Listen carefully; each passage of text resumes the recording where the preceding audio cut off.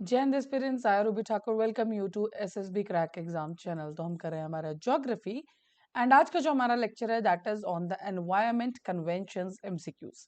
So will be solving most important MCQs for environment conventions and जिससे आपके concepts भी clear होंगे। We have already done the environment conventions lecture in detail. So चलिए start करते हैं हम अपना आज का lecture. So the first question is air shed approach is related to which of the following. एक अप्रोच जो कि फॉलो की जाती है वो किससे रिलेटेड है, जिसका नाम है air shed approach. Increasing cloud cover, increasing cloud cover to combat climate change या increase precipitation, control of environmental pollution या none of the above. Air shed approach.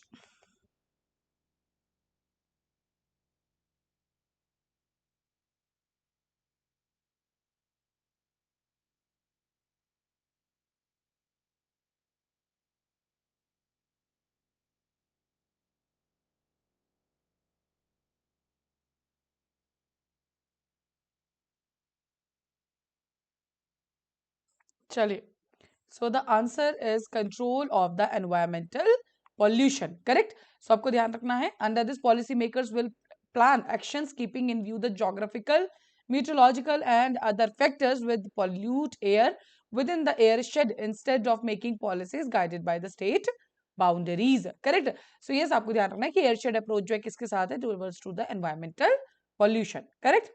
चलिए, next question is Harit Dhara is related to what?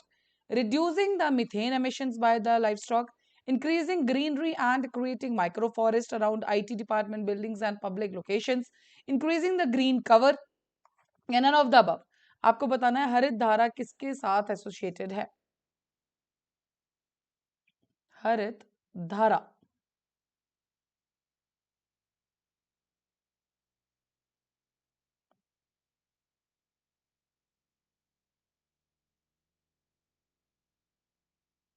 okay, so the answer is what? That is the reducing the methane emissions by the livestock। तो basically ये क्या है, एक feed supplement है, correct? ठीक है, तो जो मीथेन एमिशंस होते हैं due to the life stock, उसके अंदर ही इसे उसको कम करने के लिए बेसिकली इसको लॉन्च किया गया था, करेक्ट? चलिए, which convention adopted for the protection of ozone layer.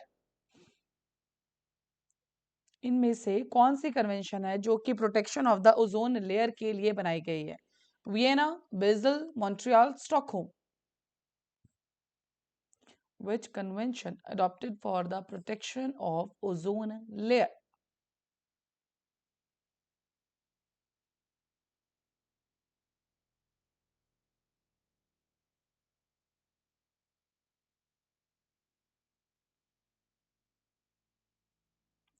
चलिए, आंसर क्या है? Vienna convention, correct? The Vienna convention was adopted in which year? 1985 में इसको अडॉप्ट किया गया था।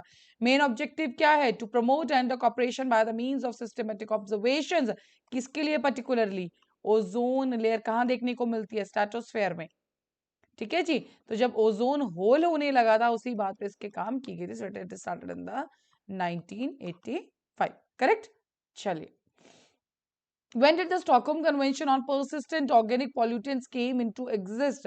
ध्यान रखिएगा, इसमें एक और चीज, ईयर आप बताइए। स्टॉकहोम कन्वेंशन किसके लिए है? पीओपीज के लिए, पर्सिस्टेंट ऑर्गेनिक पॉल्यूटेंट्स, करेक्ट?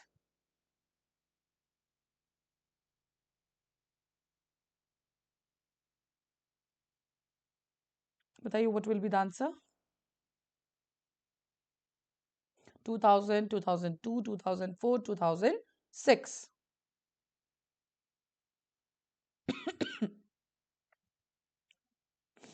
चलिए, इसका जो आंसर है that is the 2004। So Stockholm convention on POPs कब आई थी? 17 मई 2004 में। ग्लोबल ट्रीटी है to protect human health and environment for from the persistent organic pollutants, ताकि जो ह्यूमन सिस्टम है, जो एनवायरनमेंट है, वो हमारी क्या रहे? हेल्दी रहे। Done. So yes, the persistent organic pollutants कब आया था? That is the 2004 Stockholm convention, correct? चलिए, Basel Convention is mainly deals with biological diversity, hazardous waste and their disposals, persistent organic pollutants, ozone depleting. Basel Convention,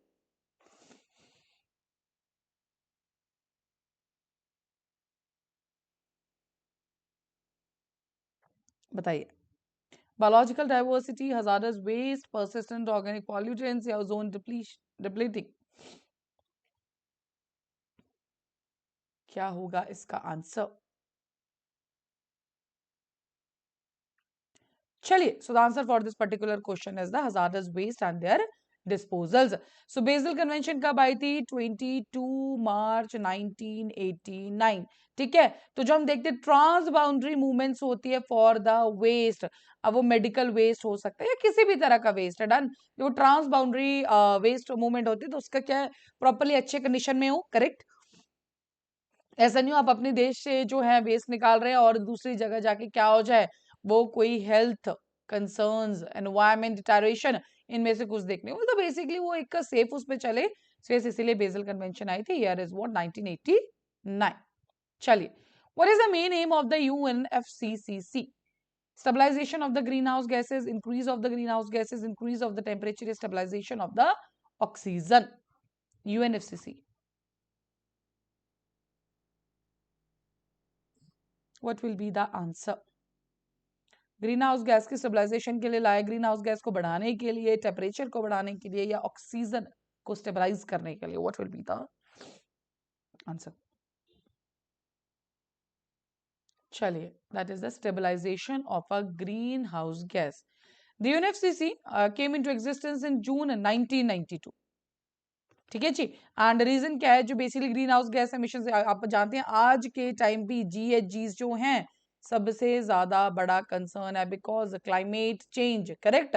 so yes, UNFCCC का main aim क्या है? That's the stabilization of the green house gas. चलिए, which convention came into exist for the use of the transboundary water courses? So it's Vienna, Stockholm, Helsinki या Bucharest? Transboundary water courses, बताइए, what will be the answer? इनमें से कौन से convention इस चीज के लिए लेके आए गए थे? Okay, so the answer is क्या होगा इसका? It's Helsinki convention. So for the regulation of use of international water courses, Helsinki Convention came into existence in which year? 1992. Done. The main aim is to protect and use of the transboundary water courses and international lakes, seeks to establish a cooperative frameworks। तो आपको ध्यान रखना है transboundary water courses के साथ कौन सी convention है? That is the Helsinki convention, correct. चलिए, for the conservation of migratory species of wild animals, which convention took place? Migratory species of the wild animals, Rio de Janeiro, जिसको हम अर्थ summit के नाम से भी जानते हैं, then Bonn Basel Aarhus convention.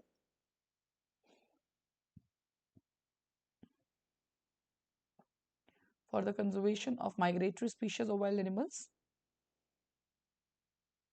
which convention took place?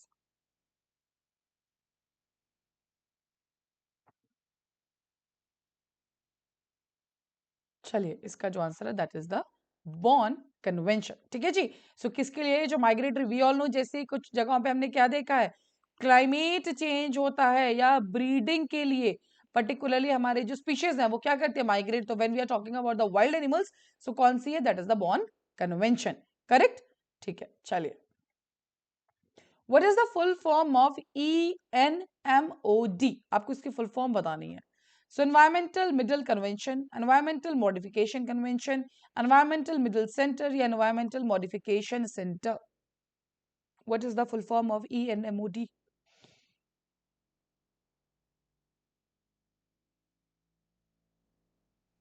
A, B, C, D. What will be the answer?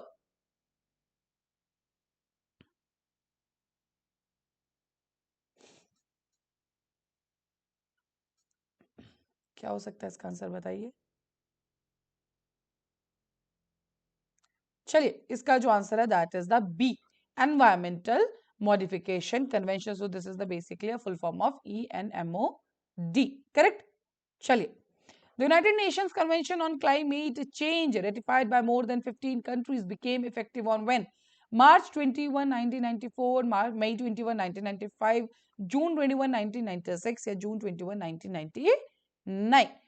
बताइए, United nation convention on climate change.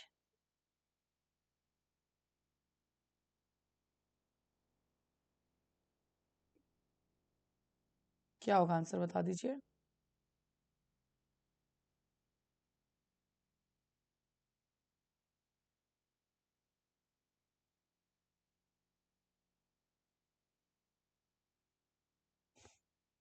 What will be the answer? Okay, so the answer for this particular question is March 21, 1994. So United Nations Framework Convention on the Climate Change entered into force on the March 21, 1994. Convention sets an ultimate objective of what? Stabilizing greenhouse gases. ठीक है जी, हमने ऊपर अभी बात की थी. So that is related to the greenhouse gases. चलिए, the concept of carbon credit originated from which one of the following? Carbon credit का जो कंसेप्ट है वो इनमें से कौन सी कन्वेंशन से स्टार्ट हुआ था? Kyoto protocol, earth summit, Doha round या मॉन्ट्रियल प्रोटोकॉल?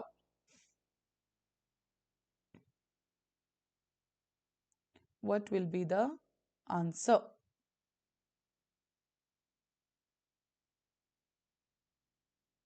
Carbon credit.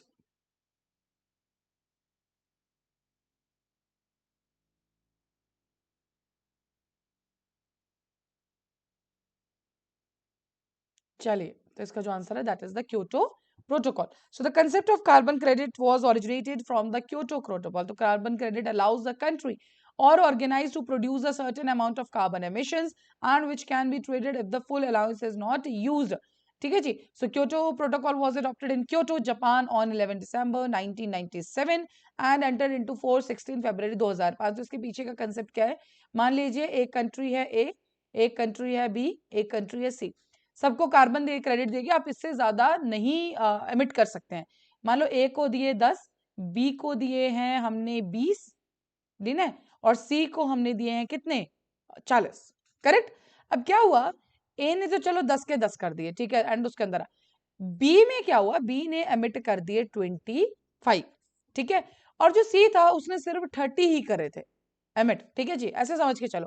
अब क्या करेगा, ये जो बी है, सी आपस में ये ट्रेड कर लेंगे. ठीक है जी, किसका? इसके पास 5 ज्यादा है, इसके पास 10 कम है. ठीक है, तो क्या हो जाएगा, एक बैलेंस मेंटेन हो जाएगा. अब सी के पास 5 और बचे, तो हो सकता है वो कोई और कंट्री आके इसके साथ ट्रेड कर ले. सो कार्बन क्रेडिट क्या है, बेसिकली एक आप ये समझ ले, एक स्लैब दे दिया जाता है कि इससे ज्यादा कार्बन एमिशंस नहीं कर सकते हैं. ठीक है, और मान लो किसी कंट्री ने उससे कम किए हैं जितना एमिशन स्लैब दिया हुआ है, तो क्या होगा, वो ट्रेड में शिफ्ट हो जाता है. Correct. So that is related to the carbon credit. चलिए, नाउ कुछ स्टेटमेंट्स दिए related to the Montreal protocol, आपको बतानी है correct. Vienna Convention on the ozone layer and the subsequent Montreal Protocol on the substance that depleted the ozone layer adopted in the 1987. The protocol provided for a multilateral fund to assist developing countries cover their incremental cost and the eliminating CFCs. बताइए. Vienna Convention on the ozone layer and the subsequent Montreal Protocol on the substance that depleted the ozone layer are adopted in 1987. और दूसरा बोल रहा है कि protocol provided for the multilateral fund to assist developing countries cover their incremental cost in the eliminating CFCs, chlorofluorocarbons. Only one, only two, both one and two, neither one nor two.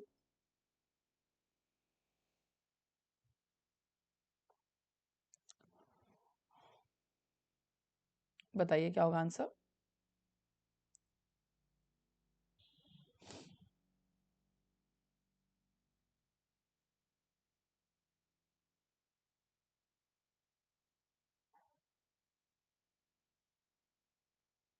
What will be the answer? चलिए, इसका जो answer है that is actually both 1 and 2. So the Veena convention for the protection of the ozone layer है. Formalized international cooperation on the what issue which resulted in the signing of the Montreal Protocol on the substances कब sign हुई थी? 1987 में. Multilateral fund भी create किया गया था under an international treaty. was created in the protocol in year कब? 1990 में. then this has been created in 1990. ठीक है जी. चलिए, which one of the following is the correct definition of the Agenda 2021? Sorry, Agenda 21 actually. So it is an action, a plan of UNO for protecting human rights. It is a book of 21 chapters on the nuclear disarmament. It is an action plan for the sustainable development. It is an agenda for the election of the president in the next meeting of a SARC. Agenda 2021, Agenda 21.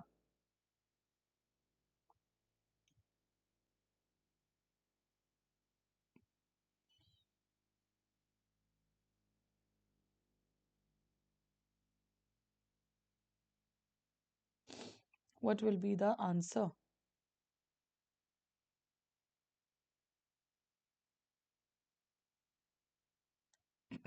चलिए, इसका जो answer है that is what, it is an action plan for the sustainable development. तो मेन जो focus है sustainable development है 21st क्या शो कर रहा है, 21st century. Correct, so yes this is the correct definition for the agenda 21। चलिए, which one of the following pair is not correctly match, इनमें से कौन से हैं जो करेक्टली मैच नहीं है? Kyoto protocol, carbon trading, EIA, that is the Leopold matrix, the year without summer 1816, and the Milankovitch theory is the on the origin of the species। आपको बताना है कौन सा इनमें से करेक्टली मैच नहीं है।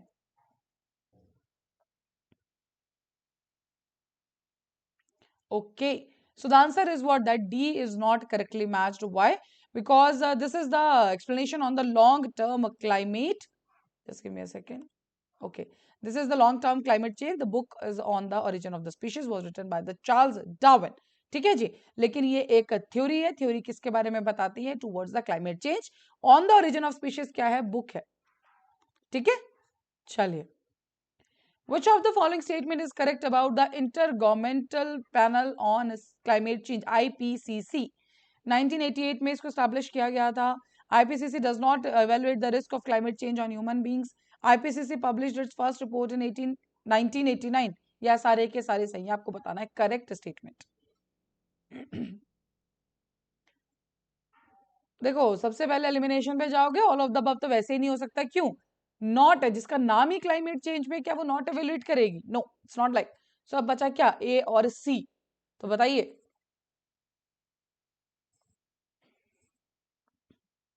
चलिए, so the answer is only A. So IPCC is the leading international body for the assessment of the climate change. Done. Establish किसने किया था? यूएनईपी प्रोग्राम के अंडर इसको क्या किया गया है, एंड डब्ल्यूएमओ, दो ने मिलकर 1988 में इसको बनाया गया। And the current state to provide the world with a clear scientific view on the current state of the knowledge in the climate change. सो आंसर क्या बन जाएगा इसका? सिर्फ और सिर्फ 1988। This is only the correct. ठीक है जी। सो द पॉइंट इज क्या कि सेकंड तो वैसे ही करेक्ट नहीं हो सकता था, क्योंकि इसका तो काम ही क्लाइमेट चेंज को एवेलुएट करना है। चलिए, with reference to the global climate change alliance, which of the following statement is are correct? So question is related to the global climate change alliance। it is an initiative of the European Union। it provides technical and financial support to targeted developing countries to integrate climate change into their development policies and budgets। it is coordinated by the World Resources Institute and the World Business Council for the Sustainable Development। Global Climate Change Alliance European union का initiative है, technical और financial support देता है developing countries को for the climate change. Done. या and इसको manage करता है world resources institute and the world business council for the sustainable development. What will be the answer?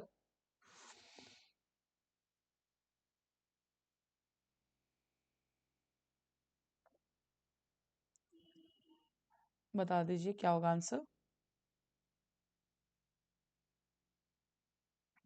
Okay, so the answer is what, that is 1 and 2 only.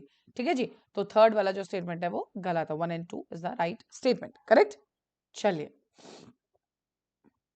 Which of the following again are the correctly match? तो Vienna convention, देखो इस तरह का पूछा जा सकता है। Done. ये कुछ टाइप्स दिए हुए हैं, बट ये कुछ भी पूछा जा सकता है टाइप ऑफ द मैचिंग में। ऑब्जेक्टिव हो गया, ठीक है। देखिए, या तो ऑब्जेक्टिव के ऊपर क्वेश्चन आ सकता है, ईयर के ऊपर क्वेश्चन आ सकता है। डन। तो Vienna convention protection of ozone layer, Stockholm convention hazardous waste and their disposals, Rotterdam convention hazardous chemicals, Basel convention persistent organic pollutants. Which of the following are the correctly matched? And I think एक को छोड़ के हमने बाकी सारे discuss किए ही हैं इनमें से। Vienna we have already done, Stockholm we have done, Basel we have done, Rotterdam बचा। बताइए आंसर, कौन से इसमें से सही से मैच हैं?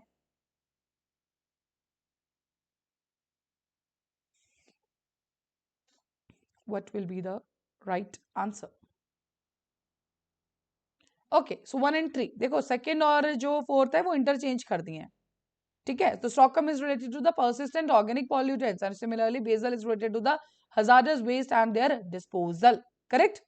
चलिए, how does the National Biodiversity Authority help in protecting the Indian agriculture? तो बेसिकली हमें रूल बताना है नेशनल बायोडाइवर्सिटी अथॉरिटी का, NBA का। So checks the biopiracy and protects the indigenous and the traditional genetic resources। Then NBA directly monitors and supervises the scientific research on the genetic modification of crop plants.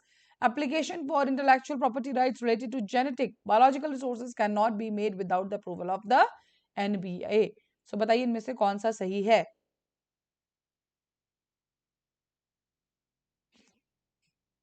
National biodiversity authority के साथ बताना है.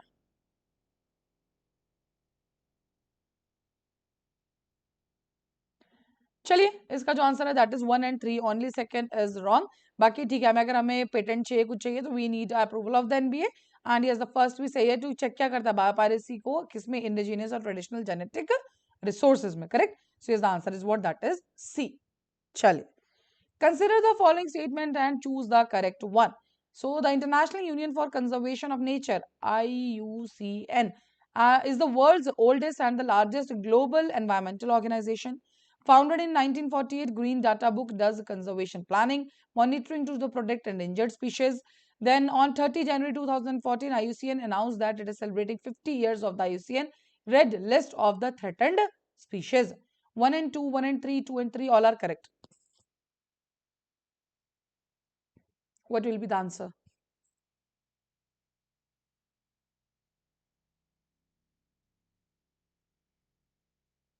It's a direct question on the IUCN only, correct? चलिए इसका जो answer है that is 1 and 3 only. ठीक है. So yes answer will be what, 1 and 3, correct. चलिए, Kigali Agreement was an amendment to which of the following international conventions aimed at conserving the environment? एक agreement आया था जिसका नाम था किगाली. अब जो किगाली एनवायरमेंट है, जो एग्रीमेंट है वो पर्टिकुलर किस चीज के लिए है ये बताइए. मॉन्ट्रियल, स्टॉकहोम, बॉन या Kyoto?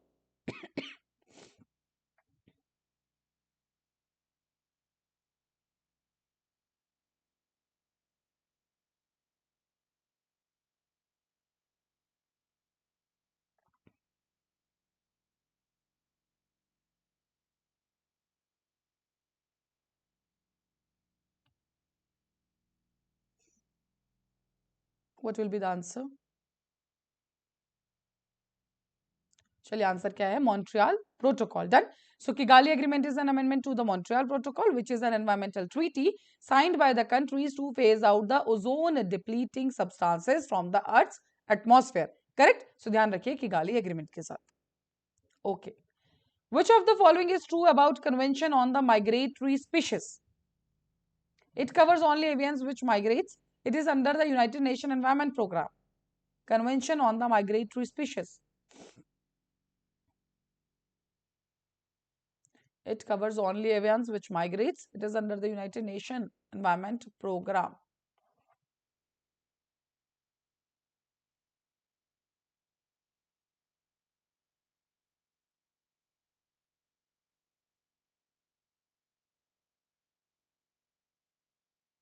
Okay, so the answer is what? That is true only. ऐसा कुछ भी नहीं है. ठीक है. So yes, but yes, it comes under the UNEP. Correct? चलिए. Which of the following statements regarding World Forestry Congress is correct? तो statements दी हैं, आपको बताना है कौन सी correct है. World Forestry Congress is a global conference held every 10 years. Congress is organized by the United Nations Environment Program. Goal of the Congress is to promote water, that is the sustainable forest management, and address key challenges facing the forestry sector. Participation in Congress is limited to the government officials and representatives of international organizations. World forestry Congress के related आपको बताना है कौन सी statement इनमें से क्या है correct. Tell me the answer.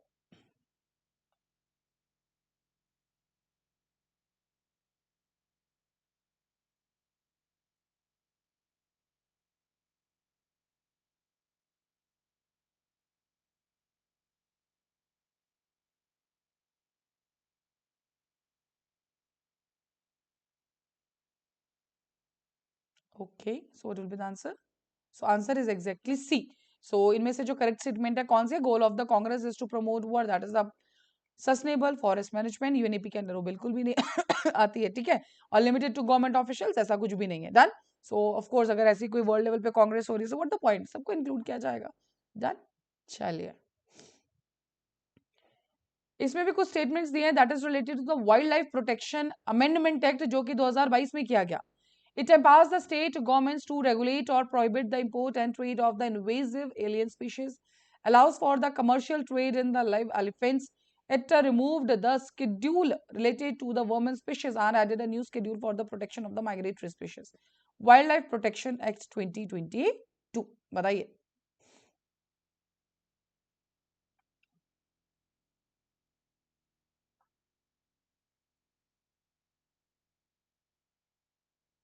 One and two only, two and three only. Which is the correct statement? चलिए, सिर्फ सेकंड स्टेटमेंट सही है बिकॉज जो स्टेट गवर्नमेंट्स वाला ऐसा कुछ भी नहीं किया गया. And it allows for the commercial trade in live elephants, ये करेक्ट है. देन वर्मिन स्पीशीज को नहीं हटाया गया है. ठीक है जी. So yes, that is the point. तो आंसर क्या बन जाएगा हमारा? B, that is the second only. Okay. Which among is the wildlife trade monitoring network? DISS, DIS, PETA, UN Habitat या Traffic? Which among the following is the wildlife trade monitoring network? DIS, PETA, UN Habitat, Traffic? क्या होगा इसका जवाब? बताइए. चलिए, इसका जो answer है that is the traffic. So it is a wildlife trade monitoring network that was established in which year? That is the 1976 by the WWF and the International Union for the Conservation, means WWF plus IUCN. Headquarters कहाँ है इसके? That is in the Cambridge, UK. ठीक है जी. तो wildlife trade monitoring network.